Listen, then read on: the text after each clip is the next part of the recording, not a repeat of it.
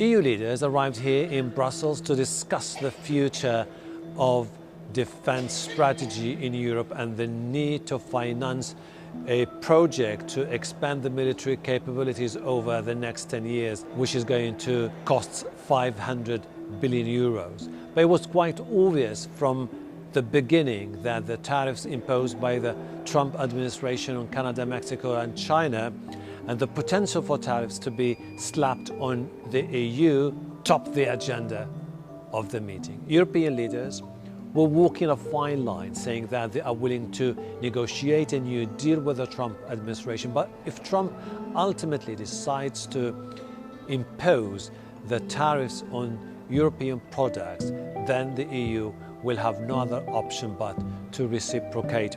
These are critical times, delicate moment for the EU. On one hand, there is this war in Ukraine which enters its third year.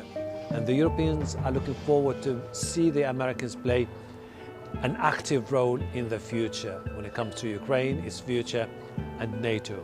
But at the same time, they're concerned the Americans could shift their focus from Europe to the Indo-Pacific region.